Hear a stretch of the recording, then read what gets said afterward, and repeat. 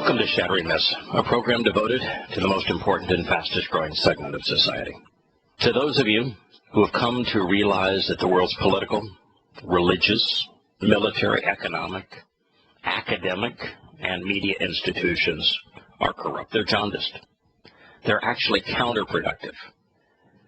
And more important than recognizing that they are not part of the solution, but are indeed part of the problem, we've come to realize they cannot be fixed.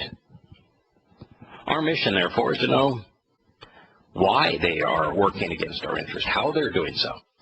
Because exposing and condemning such schemes, no matter if they're political or patriotic, isn't mean, it's caring. In our concluding hour today, as we have each day over the last few weeks, we're going to use evidence and reason to contrast Paul's letter to the Galatians, his first, with Yahowah's testimony and Yahowah's Torah, to see if it is even remotely possible that the author of half of the Christian New Testament, the founder of the Christian religion, is credible. Our phone number, if you'd like to participate in this discussion, it's 877-300-7645.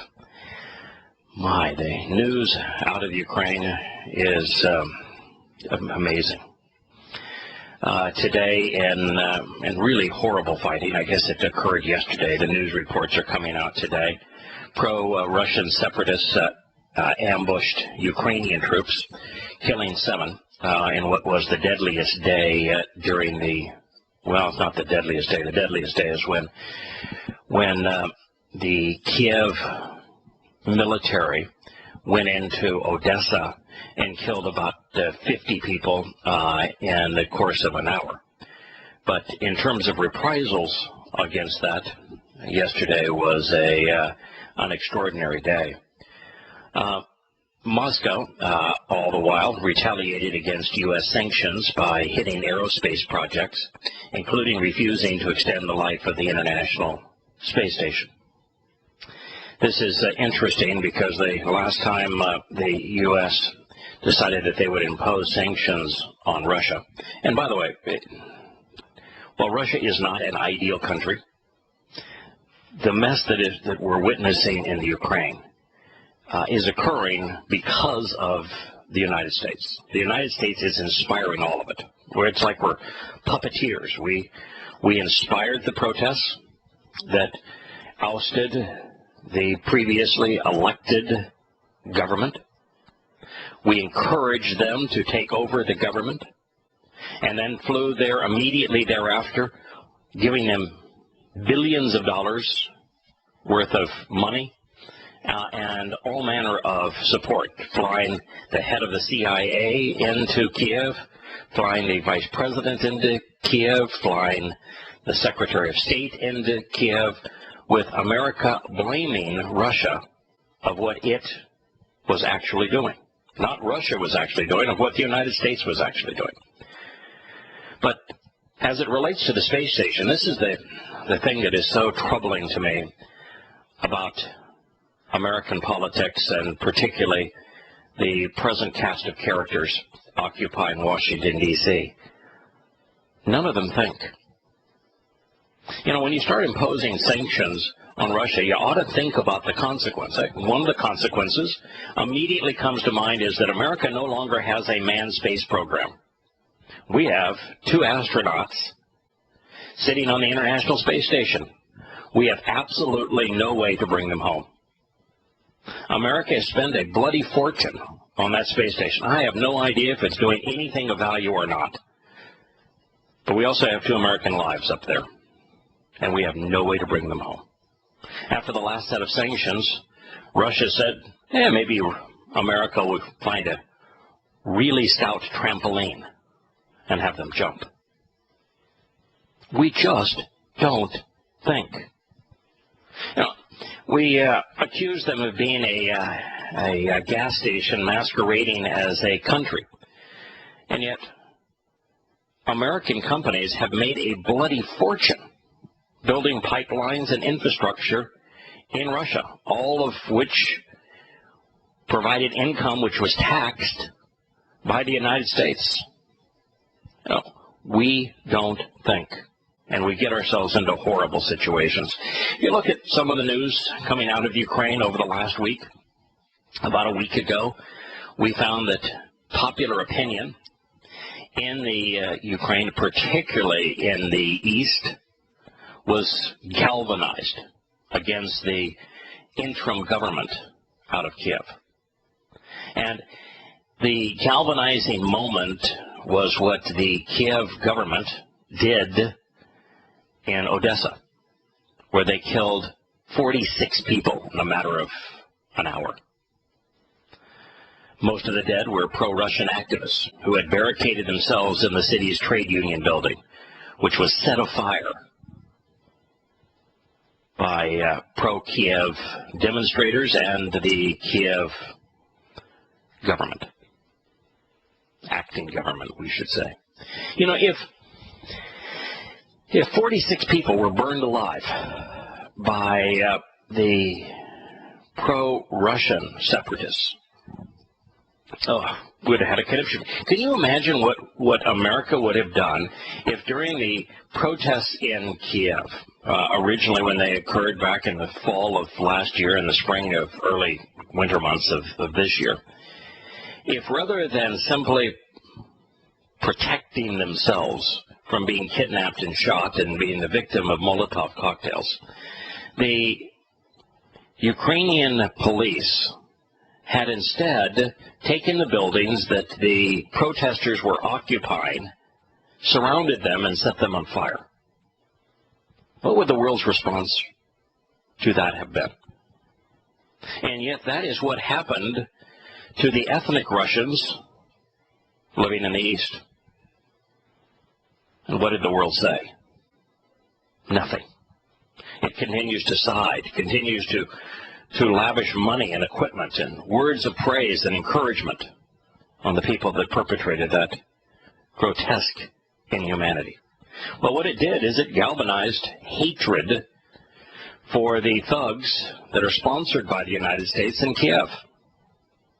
And that's why the ethnic Russians knew that if they took a vote, took a poll of those living in the south and the east of that country, that it would come out overwhelmingly in opposition to the interim government in Kiev, and that these ethnic Russians and Russian speakers, Russian citizens, all of them, anyone older than 20 was born a Russian citizen, that they would want to separate from the thugs and the misbehaving Americans in the West. And they did.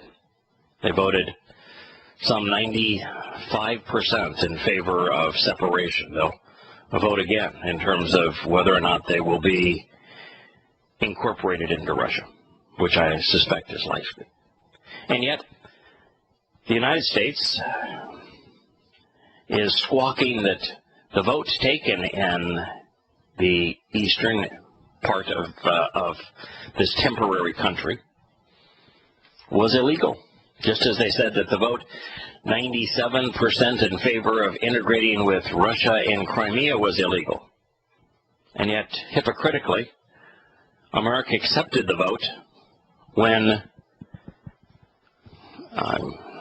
the Ukraine region decided to separate from Russia 20 years ago. So that vote is binding, but the vote to go back to Russia is not binding. I mean, it's just absurd, the moral hypocrisy that exists throughout all of this. Well, a BBC reporter who spoke to residents outside of one of the eastern towns said that she had been told that what happened in Odessa will never be forgiven. Events threatened, by the way, you know, I don't want to come across as a enthusiast for the pro-Russian separatists, because when I see Odessa, I cringe. I just read Odessa and I want to throw up. It was in Odessa that the most grotesque single act of anti-Semitism since the Roman occupation of Judea in 60 and then again in 135 CE, there has not been any single instance of anti-Semitism as revolting as what occurred in Odessa. In fact, since the Roman occupation of Judea and their suppression of a revolt first in 70 and then in 135 CE, both of the two most gruesome, most deadly atrocities perpetrated against the Jewish people occurred in the Ukraine, with the worst of them occurring in Odessa. So this is not a people that I want anything to do with. You know, if Russia wants them, let them have them. The last thing that I want is to have my tax dollars going to fund these anti-Semitic thugs on either side. But since no one seems to be willing to explain the history of this region or to reveal and expose America's malfeasance in the region or the just utter hypocrisy of the way that the West is responding, we have an obligation to do so, not because we're endorsing one side over the other, but simply trying to expose the truth. And we're doing so more than just to cause Americans to start questioning their government because of the total hypocrisy shown regarding Ukraine, but also because the rhetoric that was emanated out of the U.S. Capitol towards the Ukraine and the provocative nature of Americans' visits to and support of the Ukraine have come very close to igniting a world war. And for that alone, this story needs to be told. We'll return to Shattering Myths and the events taking place in Ukraine when we return after the commercial break.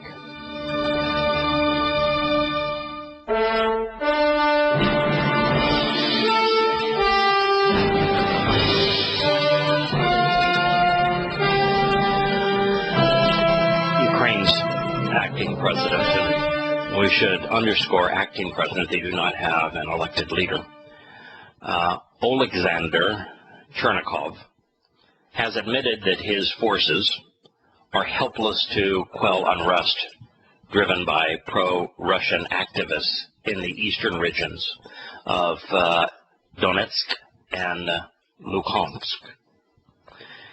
It is interesting, of course, that throughout the world today, largely, by the way, at America's insistence, funding, and leadership, it is no longer strictly police that are trying to maintain civilian order. It's military units.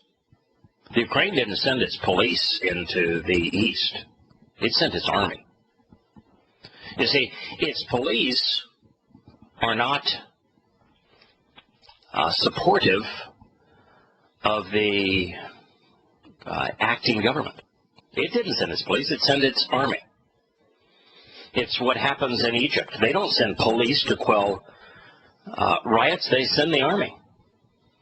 In Afghanistan, it's not the police that go in and restore order, it's the American-equipped army. In Iraq, a country that America broke, when there is a terrorist act, it's not the police who go in, it's the army. And in the United States, for those of us who had our eyes opened and watched what occurred in Boston after two young boys deployed two pressure cookers to maim and mutilate runners and spectators of the Boston Marathon, we sent in the military. And so this is a trend that is happening around the world. It's one being led by the United States. The integration into homeland security to bring in all of these related departments, everything from the CIA to the FBI to the ATF and everything else under the alphabet soup of government programs, is now blending together. The NSA, which is a military apparatus, and the Department of Defense. We are becoming a world where the intervening force in civilians' lives is ever more militaristic. Hello, Glenn. Welcome. What do you think about that? Is that a trend that you're noticing as well? What about the Ukraine situation?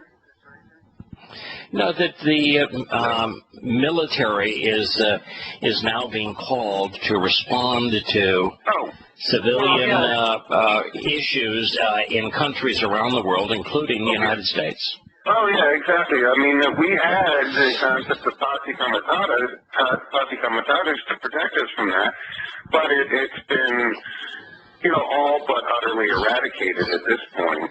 And if the military isn't being called in a martial law sense, then the civilian police are being militarized, and then you have this concept of fusion centers tying all the data together. It's just and then Obama saying we need a civilian force as large as our military. Well, it's all one big synthesis of civilian and military forces. It is. In fact, a great example of that would be if you go back 20 years in America, there may have been 3 SWAT teams, and even the SWAT teams were in ordinary vehicles using, ordinary gear. And now the SWAT teams are military units. And they have military vehicles, and they travel as military units. There are SWAT teams in even small communities, much less in large cities. Well, in the 70s or 80s when you had the TV show, the SWAT team, the music was being famous. The guys showed up in a green step van and had, black jacket and a backwards baseball hat. And, they were nothing like what we're seeing now. No, they weren't militarized. Now they're militarized. There is almost no distinction in America now between the military and the various policing agencies, other than in non-significant events.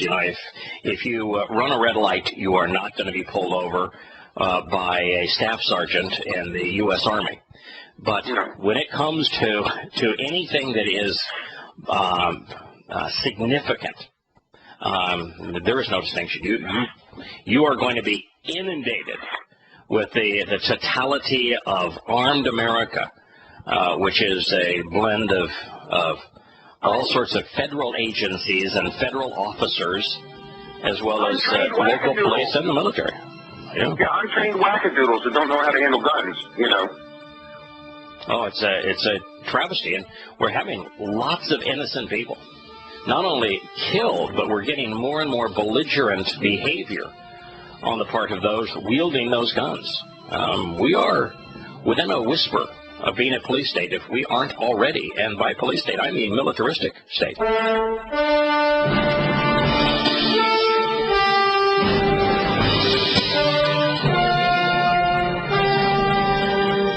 the while, in a response to a crisis that America has actually manipulated into being. America is responsible for encouraging the pro-Kiev militants who rioted and protested, overthrowing the elected government. We did that because while the elected government of the Ukraine had been entertaining offers to bail it out. It was $30 billion in debt. The country was bankrupt. And so they were entertaining ways to survive economically, because the Ukraine is a completely failed state. In 20 years they've had 2 revolutions and just a litany of failed economic conditions.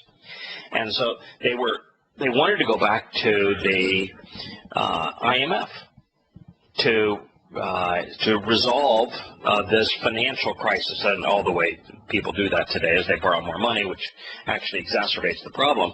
But the IMF said, you know, we've loaned you money 4 times before. Each of the times we loaned you money before, you welched on the deals. You can't be trusted.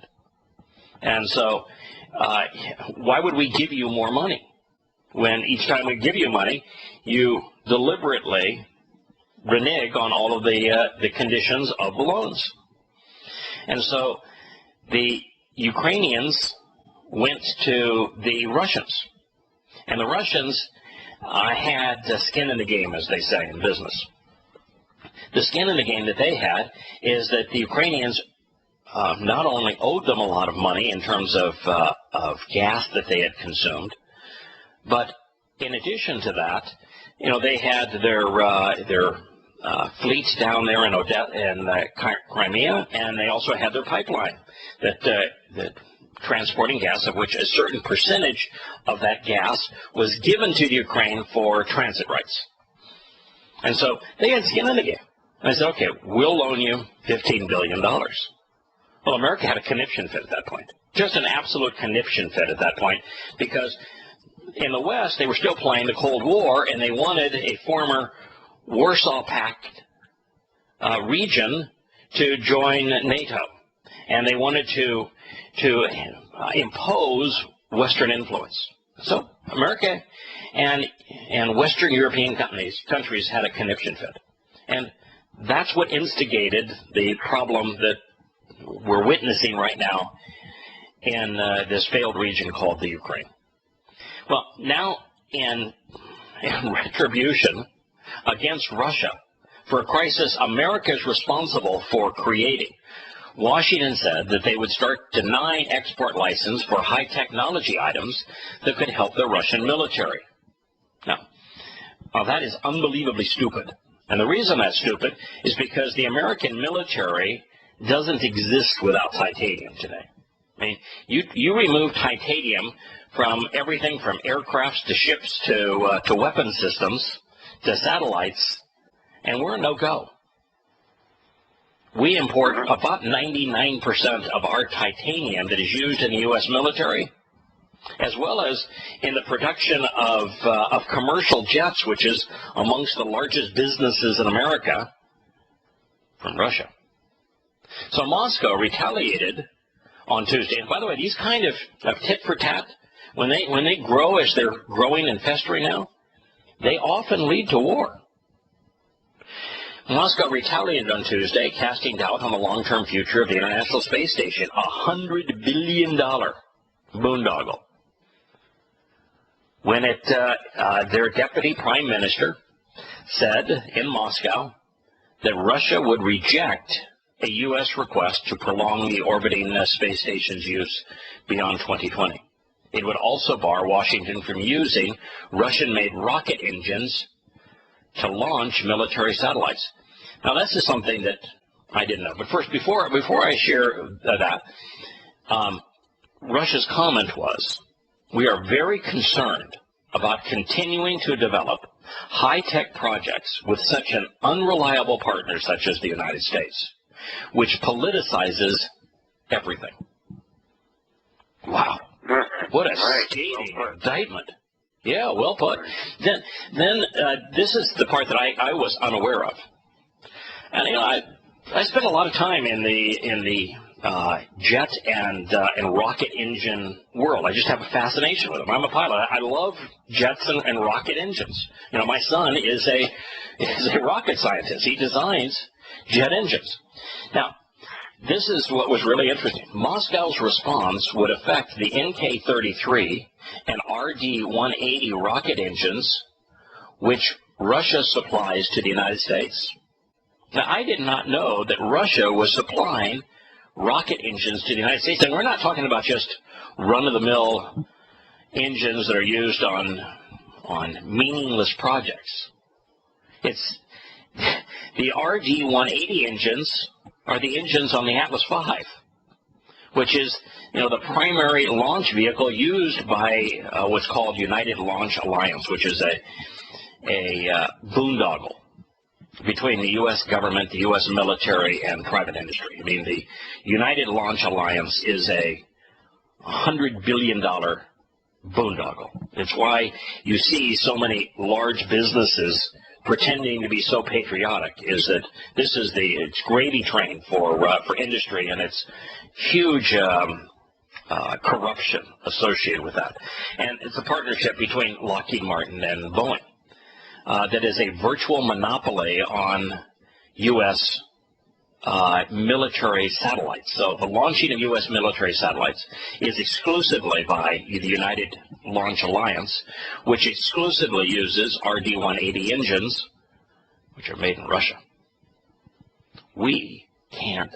Not only can't we send and retrieve a person from the International Space Station, we're dead in the water when it comes to launching military satellites. So Russia said, okay, this is the way you want to play.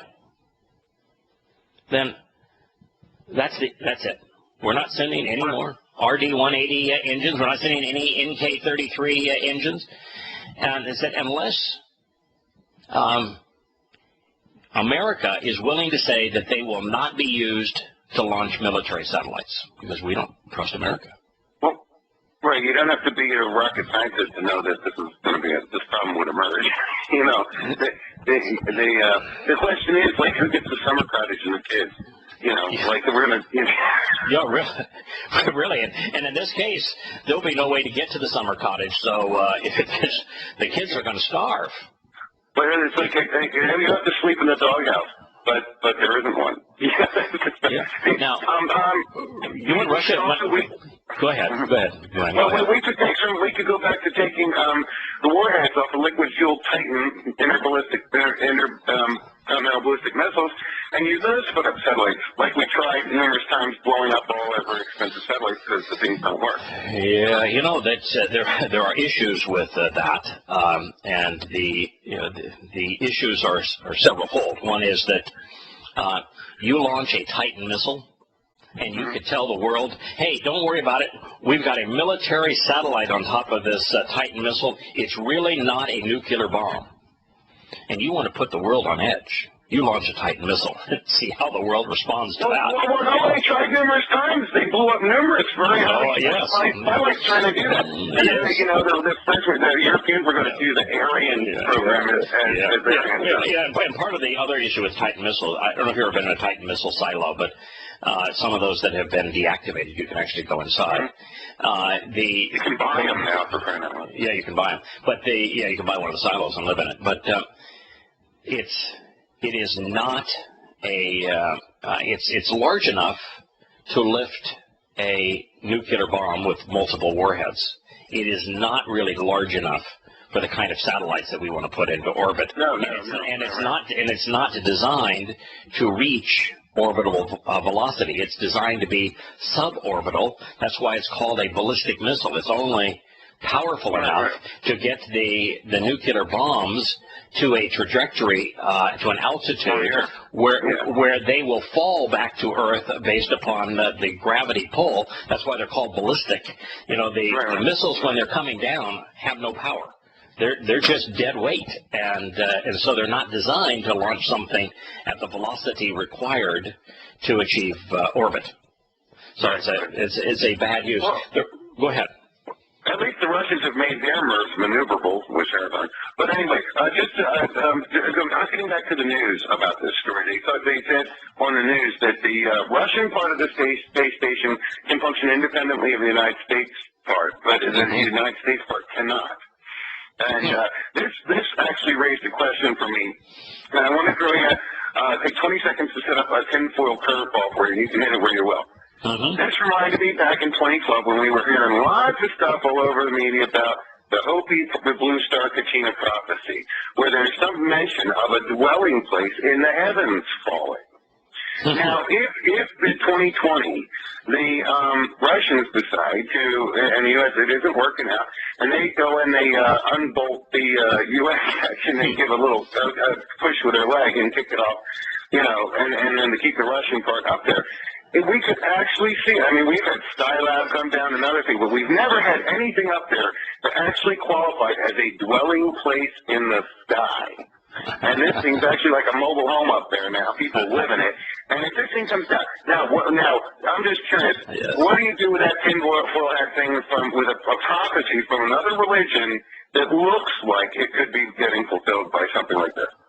Well, first of all, that is certainly not something that they were pointing to. So it would be it's only by looking at it in arrears as opposed to in front that you could ascribe it to that. But the reality is that the Russians aren't going to do that. Now, while they may disconnect it, they aren't going to degrade its velocity. They have no means to degrade its orbital velocity, and they would have to degrade its orbital velocity for it to fall. And the reason they don't want to degrade its orbital velocity, because if they simply disconnected the two, continue just to orbit as they are right now, they just aren't connected, but they would stay and orbit together. The problem with the Russians decelerating it is that an object of that size and a relatively low orbit would create is that game called pachinko, where all the metal balls it would cause a pachinko effect that would take out satellite after satellite. I don't know if you saw the movie Gravity that came out about a year ago, where there was a Russian move where the Russians maneuvered one of their satellites and it bounced into another satellite and it created a pachinko effect that took out the space station, but that's what would occur.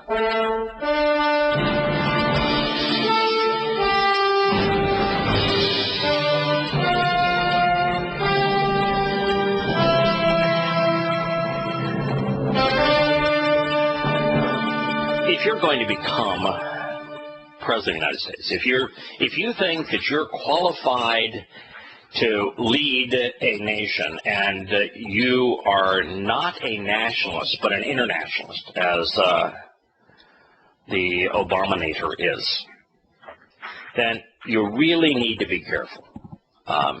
It was Obamanation that came out immediately after he was elected to president to profess that this was a new day in Islam and that Muslims would seize this opportunity to demonstrate the greatness of their religion. And since that time, we've had some of the most horrific wars and acts of terrorism the world has ever seen. And now he is flapping his lips regarding Ukraine, a crisis that he himself instigated. And you need to show restraint. Now, I understand that I'm not a person that should be lecturing someone else on restraint, because, here, I do a radio program where I talk for 3 hours a day, and very often I respond too impulsively and say things that I probably shouldn't say. But, all I've got here is words and those who listen to this program online. He has positioned the entire United States in an unfavorable position because of what he's done. He needs to think. Can you imagine, Glenn, being the two American astronauts on the International Space Station? They have no way home. Yes, I'm assuming. Are they the only ones there? I know that there's an American. I think there's 7 individuals there. I looked up their nationalities. One is Japanese, and I'm assuming that I've not heard the Japanese besmirch the Russians. So I assume the Japanese can pay the $60 million and get a ride home. That's the price. It's $60 million a seat for a ride on Soyuz home. But the Americans, the Russians have made it very clear. We're not taking your $60 million for the 2 million Russians. Now there are I think 3 Russian cosmonauts up there. There are 2 NASA astronauts up there. There's the Japanese astronaut, and I think there's one other. And I don't know off the top of my head what nationality. This is a wonderful chance, though, for the Russians to make themselves look conscientious and magnanimous by doing the right thing and properly transporting the Americans in spite of their incompetent leaders. And it will make them look like nice guys. And after all, it was they who complained about the American politicization of the issue. Yeah, see, I don't think... They're come out smelling like a rose. Yeah, I think that is certainly possible. And it's within Putin's nature to do that. Putin's not going to do it until he can tweak Obama's nose. Oh, yeah, he is going to refuse to do it until such time where he realizes that he has this opportunity to bring them home with the United States admitting publicly that Russia is doing Americans an enormous favor. Right, and that's all he needs to do is call attention, make sure everybody knows what schmucks people are being, and they look like the magnanimous nice guys. They win the hand, you know. They win the hand. And by the way, if you look at Russia, they've won every hand. Now, it's interesting here. I'm going to share a little bit more from this article that came out today. The foreign minister of Russia, assistant foreign minister of Russia, said that Russia is also going to suspend operation of GPS satellite navigation systems on its territory beginning in June. Yeah. Russia spends 13 time zones. We spend how many? 3. Yeah, 3. Who's got the geographic advantage on that one? Yeah. The next thing is the U.S. Assistant Secretary of State. This is the part that's interesting. So she is the U.S. Assistant Secretary of State. Her name is Victoria Nuland. She obviously got this position by getting good grades in school, not by attending economic classes. She says, "We've seen the ruble devalue against the dollar by some 20%. And we've seen the Russian bond rating drop in recent months to just above junk." So, under that basis, she says, our policies are prevailing. Now, do you know that when your currency rises and the other currency falls, it makes it impossible for companies that make goods in your country to sell goods in the other country, and it makes the other country's goods vastly more affordable in your country? That's not a good thing, Miss Nuland.